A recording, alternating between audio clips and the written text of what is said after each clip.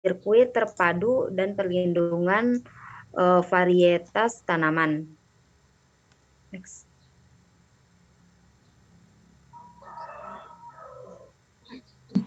Adapun tujuan perlindungan kekayaan intelektual melalui HAKI, yaitu memberikan kejelasan hukum mengenai hubungan antara kekayaan dengan inventor, pencipta, desainer, pemilik, pemakai, perantara yang menggunakannya, pemanfaatan dan menerima akibat pemanfaatan HAKI untuk jenjang waktu tertentu.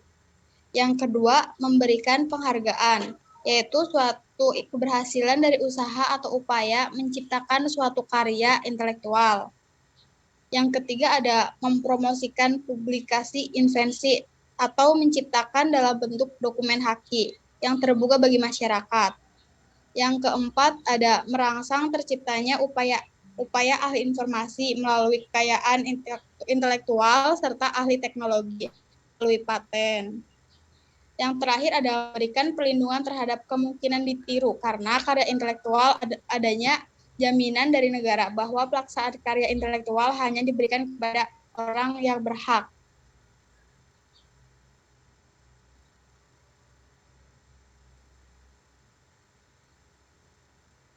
Proteksi terhadap kekayaan intelektual antar negara, yaitu yang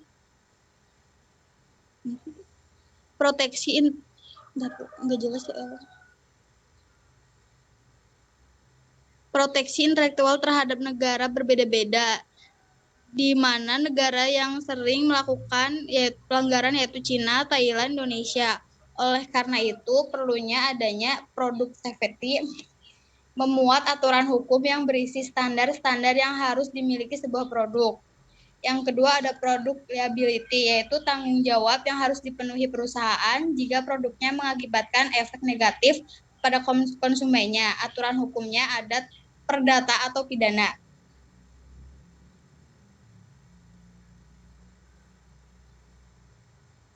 Hukum kontrak. Hukum kontrak adalah dokumen yang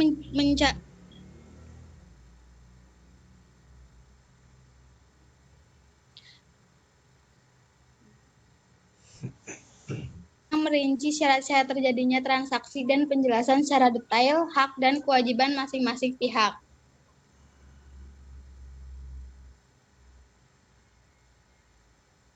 Hal yang harus diperhatikan dalam menyusun kontrak internasional, yaitu ada konsep perjanjian, prinsip-prinsip hukum internasional, voice of law, dan voice of forum.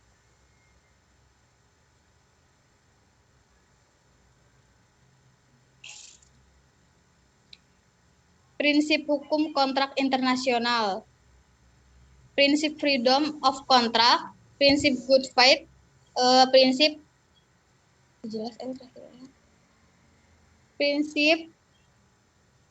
Patsan Sefre.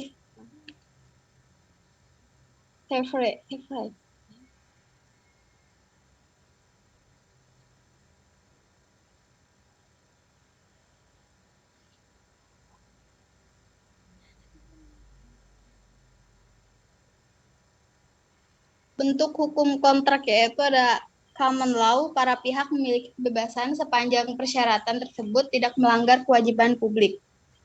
Yang kedua ada civil law, yaitu ditandai oleh kumpulan yang menyeluruh dan sistematis. Dikenal sebagai hukum yang mengatur hampir semua aspek kehidupan. Terima kasih. Oke. Hatur nuhun untuk kelompok 2.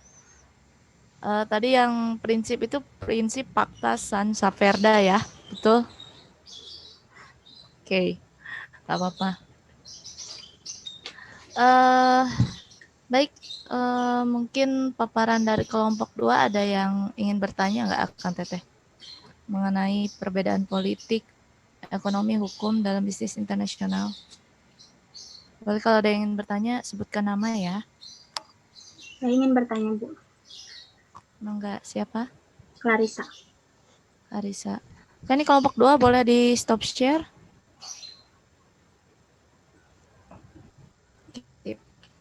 Ya gimana Clarissa? Ya, perkenalkan nama saya Clarissa.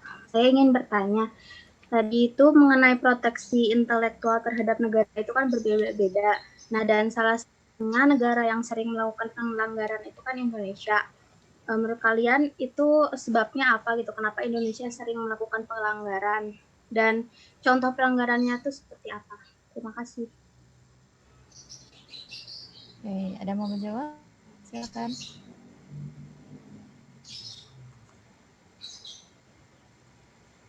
Gimana kelompok 2 ada yang ingin menjawab? Enggak?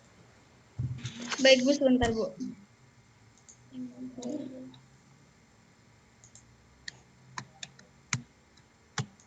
Eh, contohnya Bu, salah satu yang melanggar hak cipta sendiri kayak contohnya kayak eh, peniruan produk luar negeri yang secara tidak ada perubahan Bu. Kayak contohnya Bu ya, membuat produk ya, produk produk produk topi, tetapi di Indonesia tuh membuatnya tuh sama persis, tidak ada perubahannya sama sekali Bu.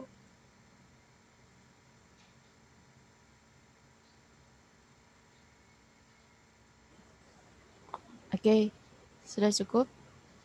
Dan untuk alasannya kenapa hal itu tuh mudah gitu. Oke, silahkan dijawab kembali pertanyaan Clarissa. Alasannya kenapa itu mudah dilakukan? Silahkan. Baik, Ica izin menjawab kalau alasan kenapa Indonesia suka tadi yang seperti disebutkan Siti Anissa itu mengcopy barang-barang dari luar negeri. Itu karena Indonesia mungkin berpikir bahwa Indonesia ini memiliki potensi bisa meniru barang-barang yang telah diciptakan oleh luar negeri, dan Indonesia sendiri ingin memiliki keuntungan yang sepadan mungkin dengan negara lain. Jadi Indonesia hanya bisa meniru barang-barang yang diciptakan oleh produk luar negeri agar mendapatkan keuntungan untuk negeri itu tersebut. Oke. Kan emang kayak gitu ya. Jadi banyak barang-barang tiruan di Indonesia gitu, dan kadang juga dari luar negeri kan. Nah itu tuh sebenarnya pemerintah ada ini nggak sih? Ada kayak tindakannya gitu biar hal itu tuh nggak malah menjamur di mana-mana. Udah sih itu terakhir.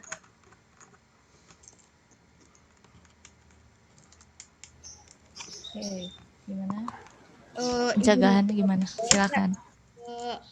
menurut prinsip freedom of contract, yaitu di mana para pihak menentukan isi perjanjian, di Indonesia terdapat pasal 1338 KUH Perdata. Ada eh, hukumnya Bu, hukumnya tersendiri. Pasal. Oke, boleh atau disebutin ada pasalnya?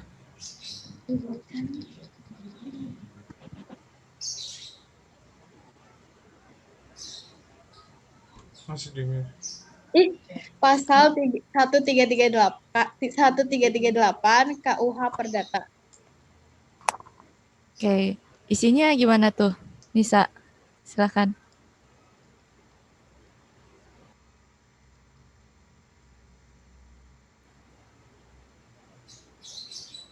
Halo? Sebentar Bu, sedang mencari materinya.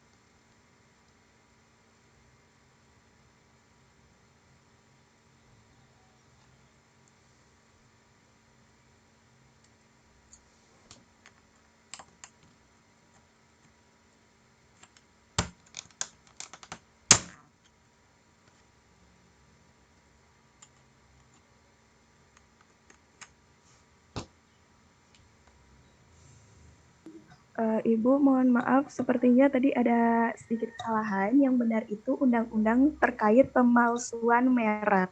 Isinya itu, setiap orang dengan atau tanpa hak menggunakan merek mempunyai persamaan pada pokoknya dengan merek terdaftar milik pihak lain untuk barang dan atau jasa sejenis yang diproduksi dan atau diperdagangkan dipidana dengan pidana penjara paling lambat 4 tahun dan denda paling banyak 200 juta. Oke, sip. Jadi direvisi ya, jadi mengenai undang-undang pemalsuan merek.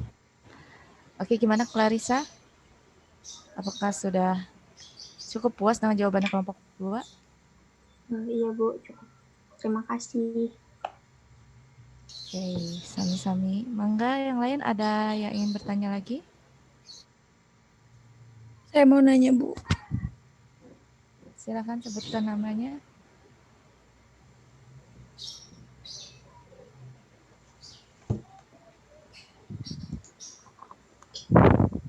Izin Indri ya? bertanya, Bu.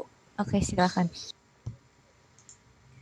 Tadi kan di bagian problem itu sempat disebutkan soal ketika perusahaan multinasional dicurigai akan mendominasi perekonomian suatu negara. Nah, contohnya itu seperti apa dan dampak yang disebabkannya kepada negara terkait itu apa? Apa suara saya jelas? Oke, sudah cukup jelas. Oke, gimana kelompok 2 nih? Baik, terima kasih Indri. Sebentar dulu ya. Oke.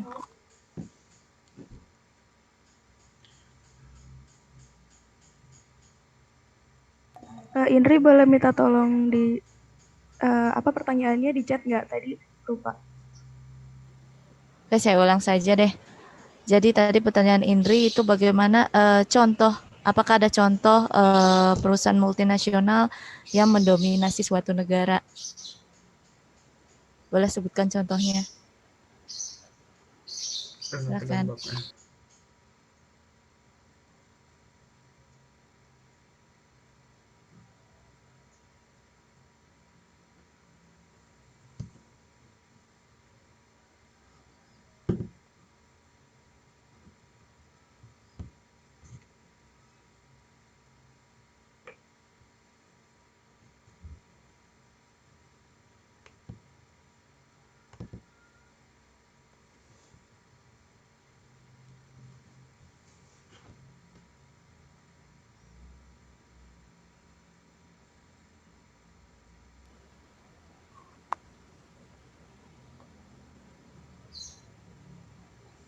Oke, gimana? Kalau masih belum bisa terjawab, boleh sama pertanyaan akan teteh yang lain, Bu. Untuk ditampung. Iya Bu, mungkin ditampung dulu. Saya ingin bertanya, Bu. Silakan. Saya ingin ya, teman-teman di kelompok 2 mungkin ingin bertanya terkait ketika suatu negara dengan negara lain atau perusahaan yang melakukan perdagangan internasional antar lintas negara, berarti secara tidak langsung mungkin mereka sudah memiliki keterikatan atau ada kontrak hukum mungkin yang sudah berlaku antara dua perusahaan atau dua negara itu.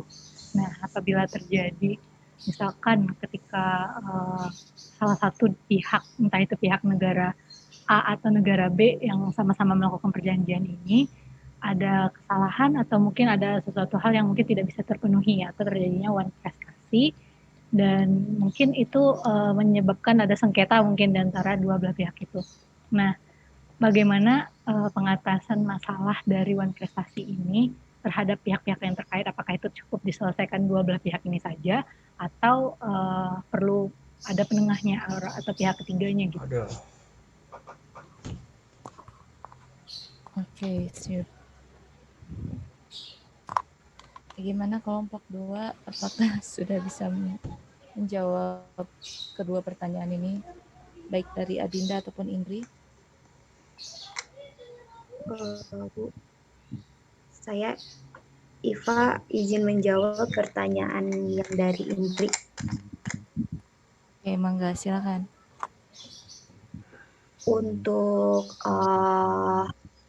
pertanyaan dari Indri tadi, contoh perusahaan multinasional ya. Untuk di Indonesia sendiri itu ada di antaranya Semen Indonesia, terus Garuda Food juga termasuk sudah disatakan perusahaan multinasional, Indofood. Untuk contohnya itu. Nah, untuk Semen Indonesia ini kan merupakan salah satu perusahaan BUMN yang sudah memiliki status sebagai multinasional. Semen Indonesia juga sudah berhasil mengakuisisi perusahaan asing di luar negeri dan berhasil memasuki pasar Asia Tenggara dan Asia Selatan. Gitu. Nah, untuk Garuda Food sendiri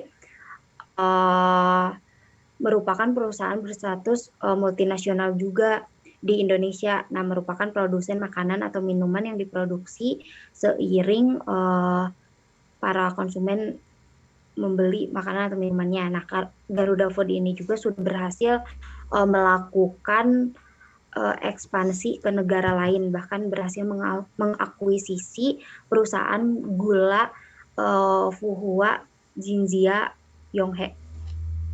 Nah, itu yang bisa saya sampaikan. Barangkali ada tambahan dari Eli ataupun Siti Anissa.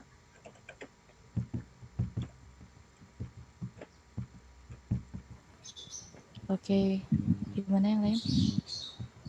Sebelumnya izin meluruskan pertanyaannya ya Bu. Jadi yang saya tanyakan itu contoh perusahaan multinasional yang tadi sebelumnya sudah disampaikan pada kalau nggak salah slide 1 atau slide 2 gitu. Tentang perusahaan multinasional yang dicurigai atau dianggap akan mengancam perekonomian suatu negara. Nah, ada nggak contoh kasus kayak gitu, terus dampak bagi negara terkait karena mereka mencurigai akan perusahaan itu apa? Terima kasih. Berarti belum. Oke, gimana? Saya bantu jawab aja ya. Atau ada yang ingin jawab kelompok 2?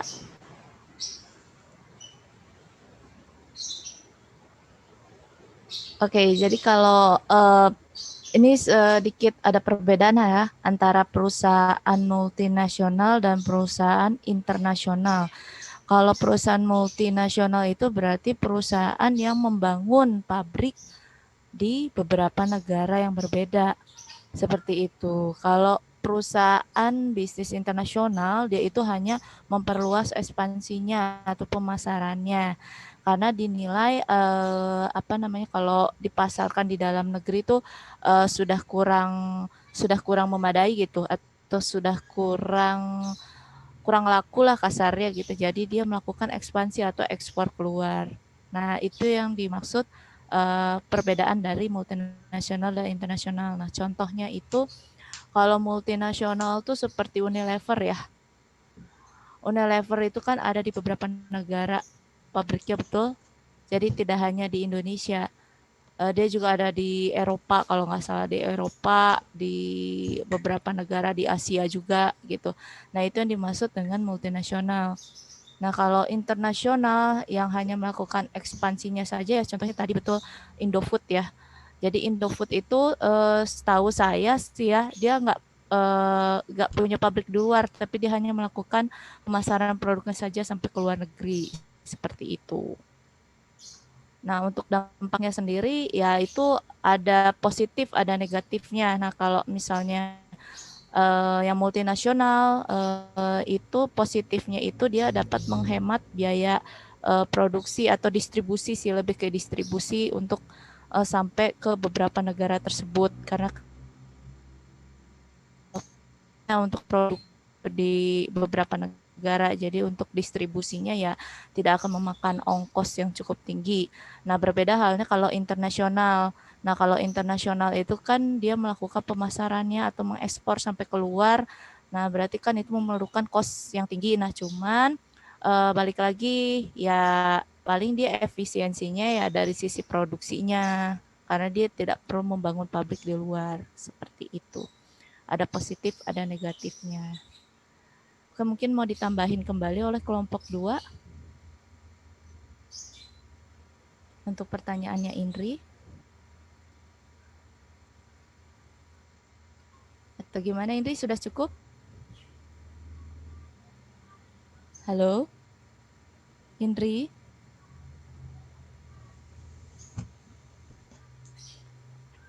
Cukup aja Bu. Nanti Cukup. saya cari tahu sendiri aja. Kalau Oke, masih Bangga, penasaran. silakan. Oke, baik. Untuk pertanyaan selanjutnya, Mangga dari Adinda, kelompok 2, silakan.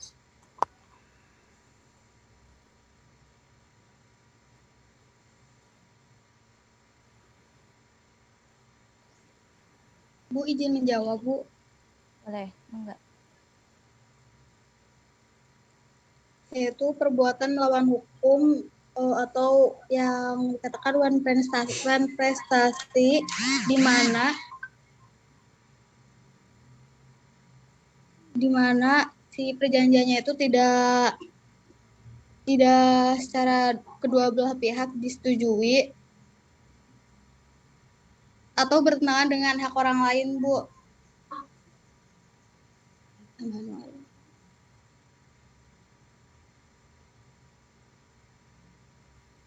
Jadi perbuatan melawan hukum dengan prestasi dengan batasan-batasan tertentu, contohnya sarjana.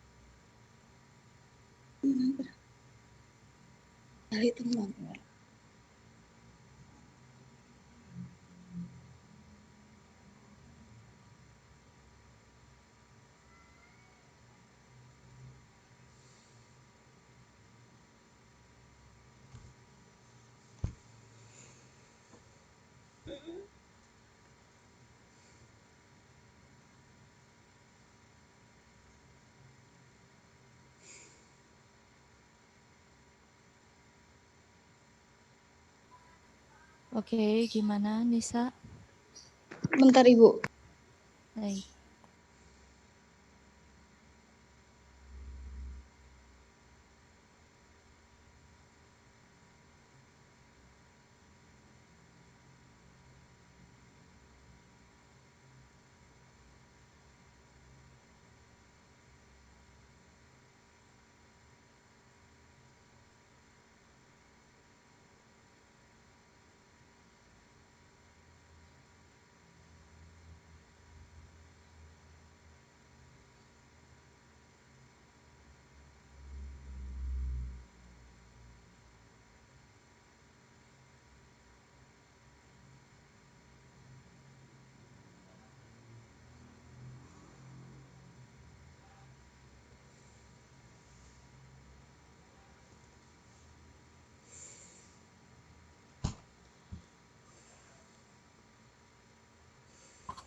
Oke, saya izin share screen aja ya untuk pertanyaan Adinda.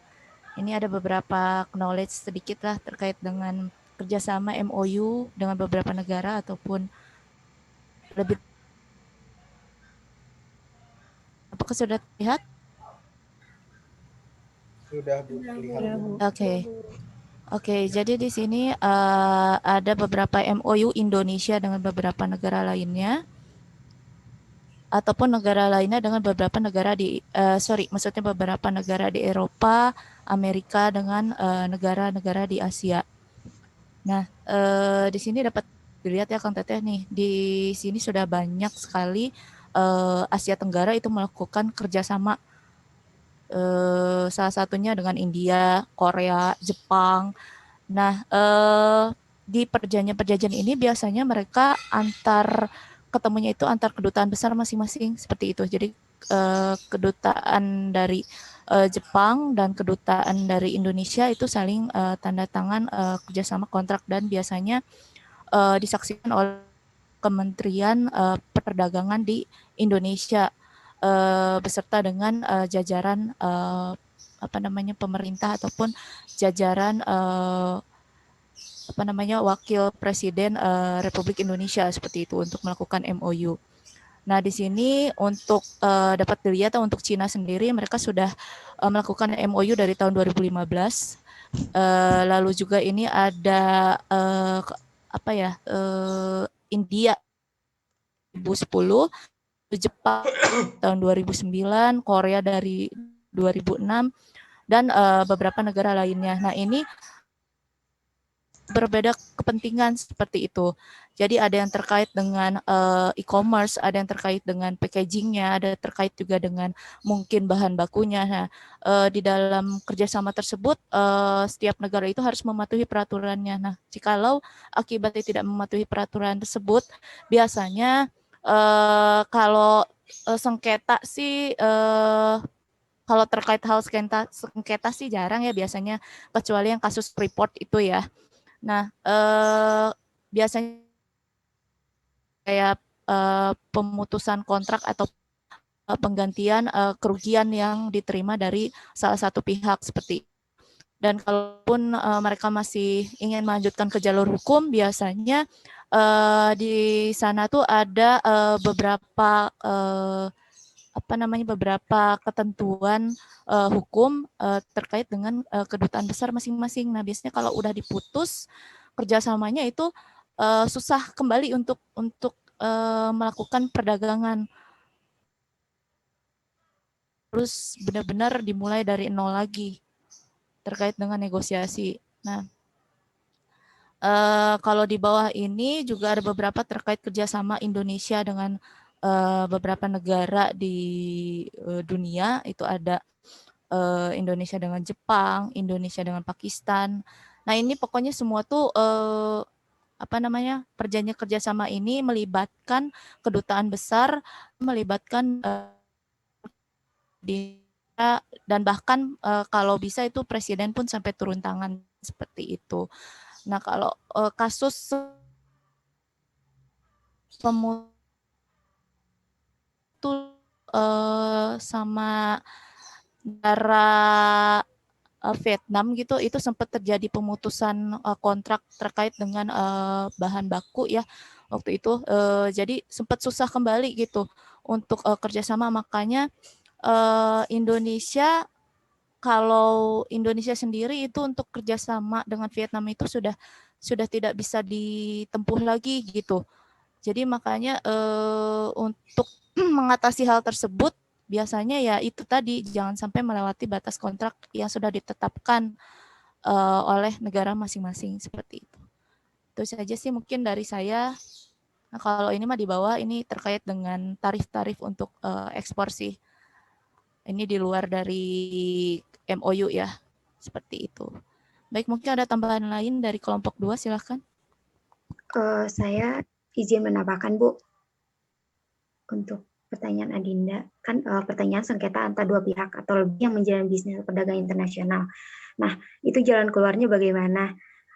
Setahu saya sih untuk jalan keluarnya itu untuk penyelesaian sengketa ini, yang pertama itu sudah nggak asing lagi gitu adanya negosiasi dengan cara penyelesaian sengketa yang paling dasar gitu, yang udah lama digunain. Nah, terus yang kedua itu ada mediasi pada cara melalui ketiga pihak yang netral. Terus ada konsiliasi atau memiliki kesamaan dengan mediasi. Namun kedua cara ini melibatkan pihak ketiga untuk menyelesaikan sengketa secara damai. Namun dari karena kalau mediasi itu lebih ke bisa individu, pengusaha atau lembaga organisasi profesi atau dagangnya. Nah, lalu yang keempat itu ada arbitrase, adalah penyerahan sengketa secara sukarela kepada pihak ketiga yang netral. Pihak ketiga ini bisa individu atau arbitrase lembaga atau arbitrase sementara kayak gitu. Nah, lalu ada istilah lain yang digunakan juga, yaitu choice of forum, atau istilah ini berarti pilihan cara untuk mengadili. Dalam hal ini pengadilan atau badan arbitrase. Istilah choice of forum ini berarti pilihan tempat di mana pengadilan memiliki wewenang untuk menangani sengketa tersebut, kayak gitu. Nah, pengadilannya itu yaitu nasional dan internasional, metode yang memungkinkan untuk menyelesaikan sengketa, cara-cara yang tadi udah disebutkan melalui pengadilan nasional dan internasional. Nah, terus adanya hukum yang berlaku juga. Terus pelaksanaan keputusan sengketa dagangnya bagaimana dan yang lainnya. Itu Adinda. Barangkali dari Siti Anissa atau Eli Cesar mau menambahkan karena jawaban dari saya mungkin kurang lengkap. Terima kasih.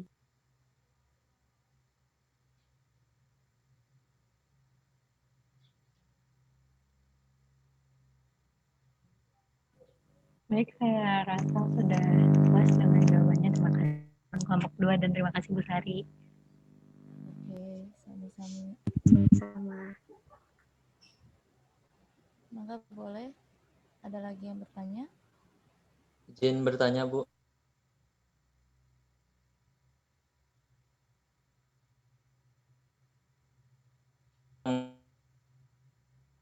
Mereka merasa tersaingi yang luas atau ada hal lainnya, termasuk kepersaingan sehatkah hal seperti ini, serta adakah campur tangan politik dalam kejadian seperti ini, dan adakah hukum yang mengaturnya? Terima kasih.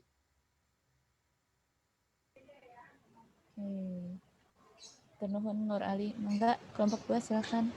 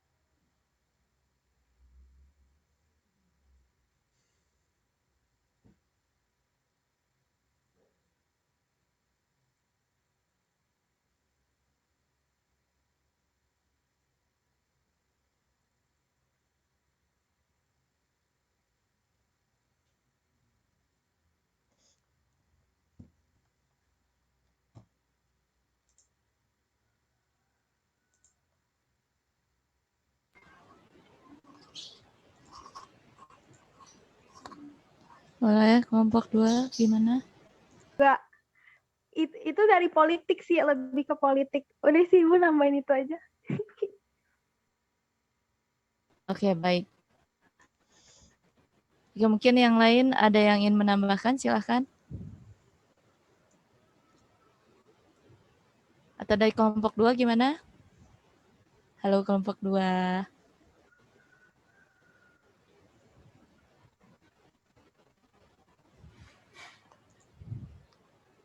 Nisa, siapa? Iva, sama Cesar. Permisi Bu, izin menjawab. Iya, Terima kasih silakan. sebelumnya Nasma sudah memberi sedikit gambaran. Bagi para pejabat di Washington, menggunakan ponsel Huawei sama dengan membuka pintu bagi Cina untuk memata-matai warga mereka atau warga Amerika Serikat tersebut. Para politisi di Amerika Serikat tidak ingin masuk ke sana karena kami terlalu kompetitif. Teknologi kami sangat maju dan kami sangat inovatif. Ini semua membuat Amerika khawatir, kata Yu. Oke, baik. Sudah cukup? Atau mau ada tambahan lagi? Oke, baik. Jadi memang betul ya, Huawei itu kan atau produk-produk dari Cina kan terkenal dengan tiruannya, betul? Dia kurang inovatif. Sedetil komponennya pun mereka jago meniru. Tapi dalam hal inovatif memang lebih unggul Amerika seperti itu. Jadi kenapa produk Cina itu jarang masuk Amerika ya karena Amerika sendiri pun sudah merasa mereka sudah dominan dalam hal pasar, tidak butuh Cina seperti itu karena mereka dari sisi kualitas juga sudah diakui ya oleh global seperti itu. Walaupun banyak beberapa negara yang mungkin tidak tidak apa namanya tidak sanggup ataupun tidak bisa bekerja bersama dalam hal yaitu tingkatan pendapatan negara.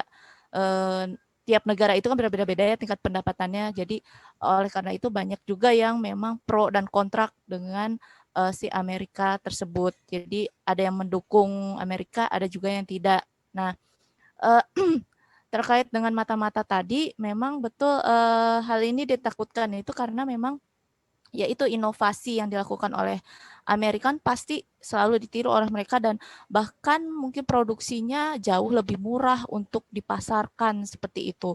Apalagi terkait dengan Huawei ini kan memang sudah cukup terkenal teknologinya sudah bagus ya dan juga harganya juga cukup bersaing ataupun harganya cukup murah. Kepada kelompok 2, gimana menurut kalian dengan adanya organisasi AFTA, apakah organisasi tersebut itu membantu nggak sih untuk bisnis internasional bagi negara-negara yang ada di Asia? Karena kan itu kan mereka pasti udah ada perjanjian ya untuk yang masuk ke organisasi AFTA-nya tersebut. Nah, terus apa kan tujuan dari adanya bisnis internasional ini juga untuk meningkatkan GDP dari tiap negaranya itu kan. Nah, tapi sedangkan tujuan dari AFTA-nya itu juga membebaskan biaya masuk. Nah, itu menurut kalian seperti apa? Terima kasih. Ya, nuhun yo. Silahkan kelompok 2.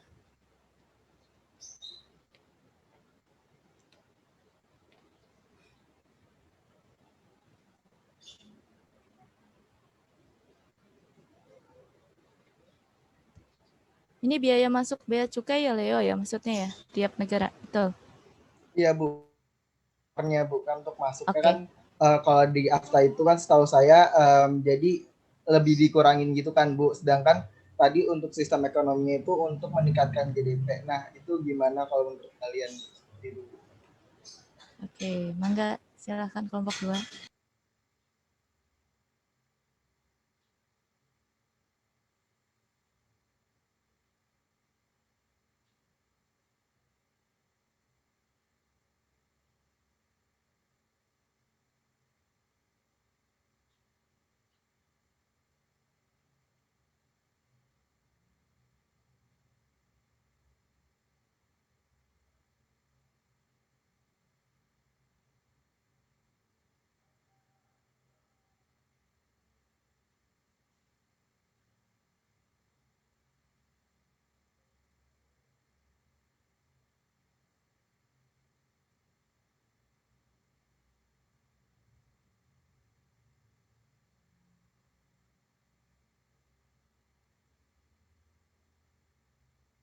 Sebentar ya, Bu.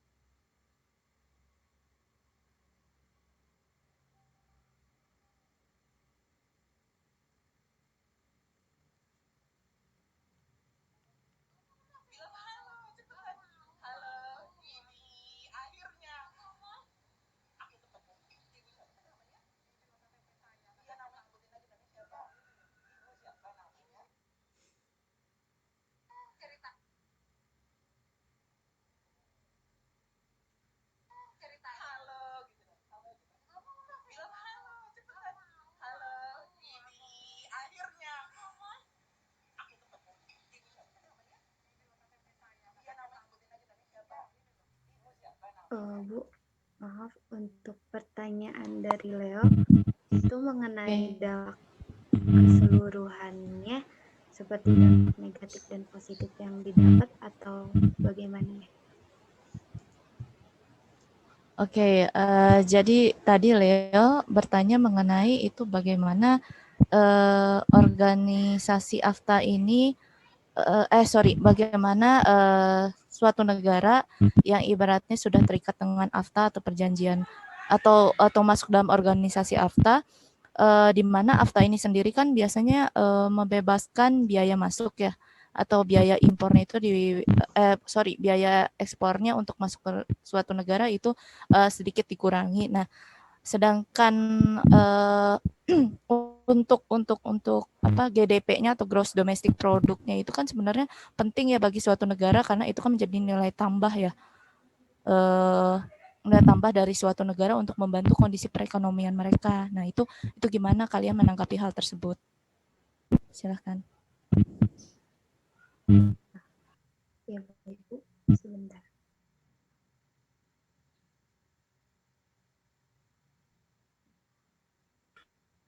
Ya boleh, kalau sambil menunggu kelompok 2, enggak mungkin akan Teteh yang lain ada yang bisa menjawab?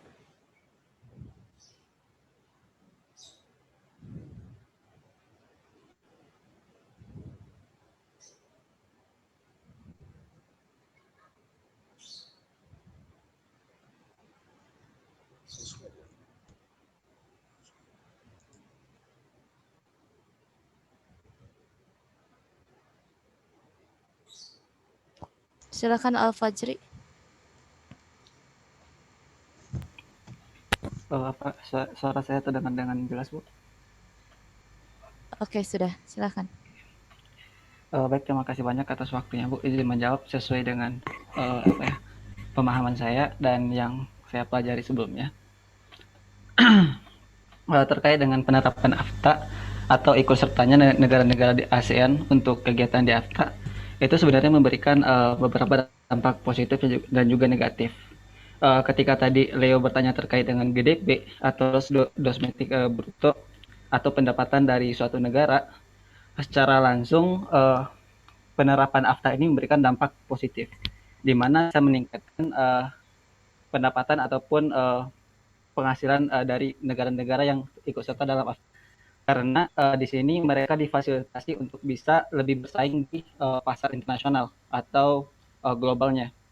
Namun di sini adalah beberapa hal yang menjadi permasalahan, terutama untuk negara-negara berkembang yang ada di ASEAN.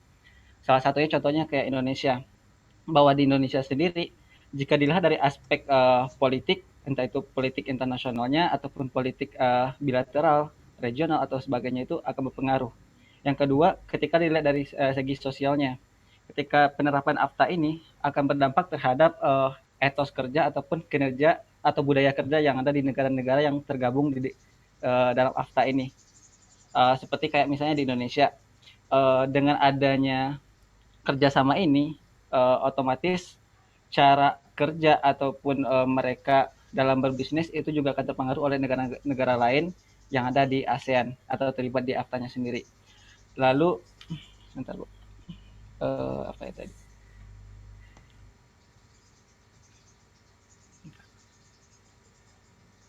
Oh ya, terkait dengan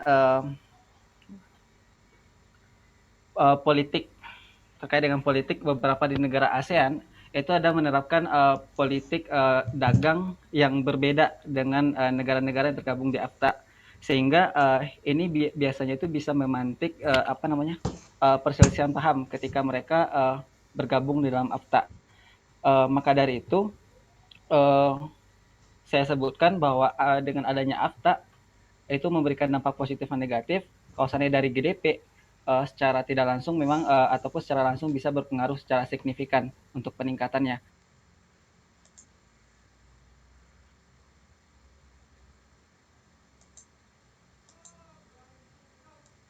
Yang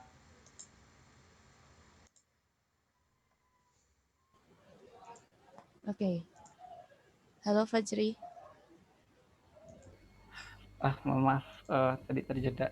Jadi Silakan. potensi lokal yang ada di negara yang tergabung di AFTA ini yang tidak terkelola dengan baik bisa didatangkan atau dengan kerjasama dengan negara yang terlibat untuk meningkatkan produktivitinya.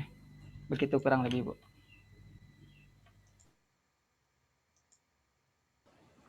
Oke. Bagaimana Leo? Jawabannya atau mungkin ada tambahan dari kelompok 2? Boleh Bu, sedikit menambahkan. Silakan.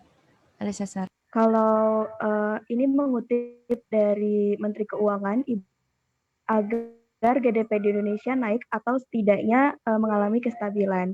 Menurut beliau, untuk mencapainya peningkatan investasi dan luar negeri yang jadi adalah untuk mencapainya perlu peningkatan investasi dari dalam dan luar negeri yang jadi salah satu motor untuk mendorong perekonomian di Indonesia.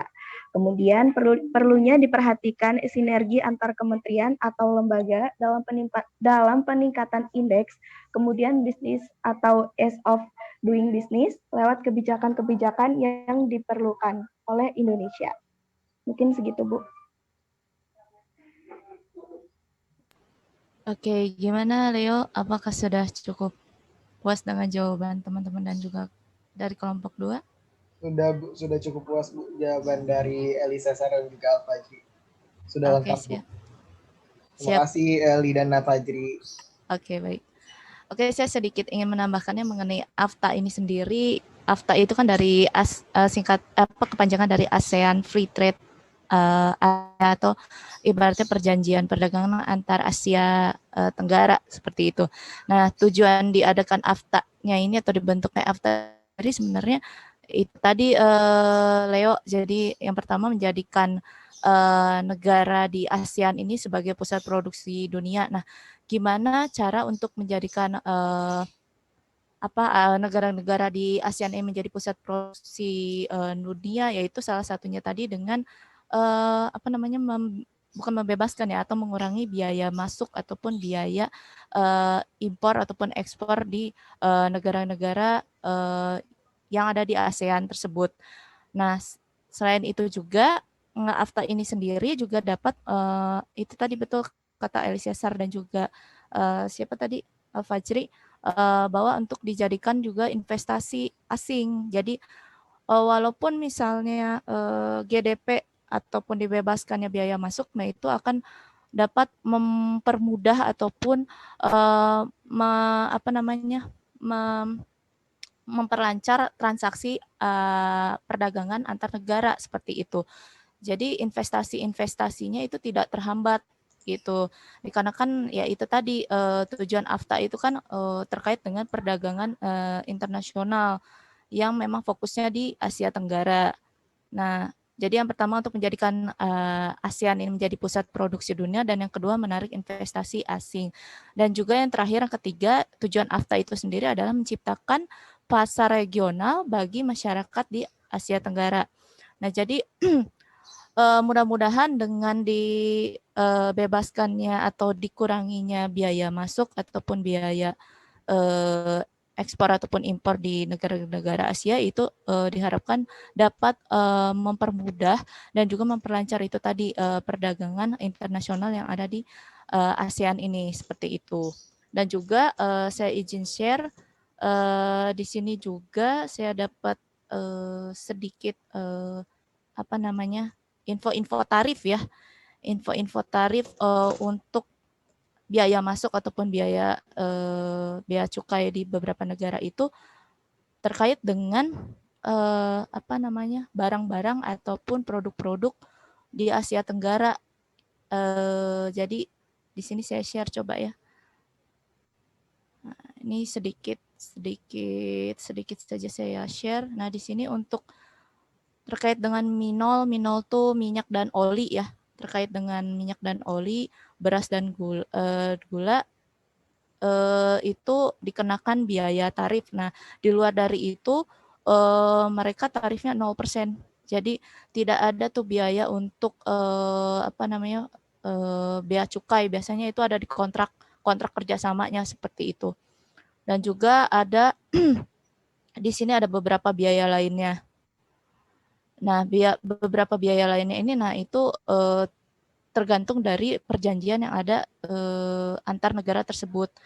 Nah, ini juga ada hukum-hukum ketentuannya ya terkait dengan ekspor dari beberapa negara di Asia. Nah, ini yang dibatasi ini ada kayu, kopi.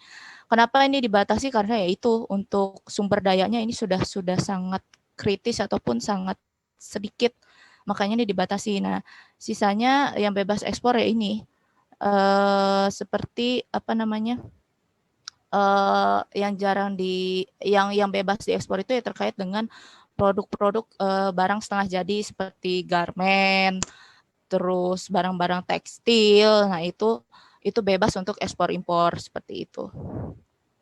Nah, di sini juga ada beberapa produk ya yang sering dilakukan ekspor impor. Nah, ini terkait dengan kelapa. Nah, kelapa itu kan ada minyak kelapa yang sering diekspor, ada juga ampas kelapa seperti itu. Nah, ini ada arang juga. Ada juga ikan asin. Nah, ini sebenarnya di Pangandaran nih sudah bisa sih dilakukan ekspor gitu. Cuma kan banyaknya itu di Pangandaran tuh terkait dengan lobster ya sekarang gitu. Ya memang harganya masih tinggi untuk dilakukan ekspor seperti itu. Nah, oke. Paling itu saja yang bisa saya share terkait dengan perdagangan internasional. Baik, hatur nuhun ya atas pertanyaan. Cukup menarik sekali gitu. Oke, mungkin Akang Teteh sudah cukup ya untuk pertanyaan untuk kelompok 2 dan juga presentasinya. Boleh dong kita kasih applause, kasih semangat. Oke. Hatur nuhun ya, kelompok 2, good job, sudah berusaha semaksimal mungkin, nggak apa-apa, setidaknya masih mau belajar ya untuk mengerti mengenai materi yang telah diberikan oleh kami tim pengajar seperti itu. Dan juga saya minta waktunya sedikit saja Akang Teteh, boleh ya 5 menit untuk biasa mengisi Padlet, linknya saya sertakan di chat room ya. Nah, untuk pengisian Padlet ini karena minggu kemarin itu kita masih uji coba. Nah, sekarang mudah-mudahan udah pada bisa mengisi ya. Nah, boleh diisi untuk kelompok 1 dan juga kelompok 2 mengenai tanggapan Akang Teteh bebas apa saja. Boleh terkait dengan bagaimana mereka presentasi ataupun di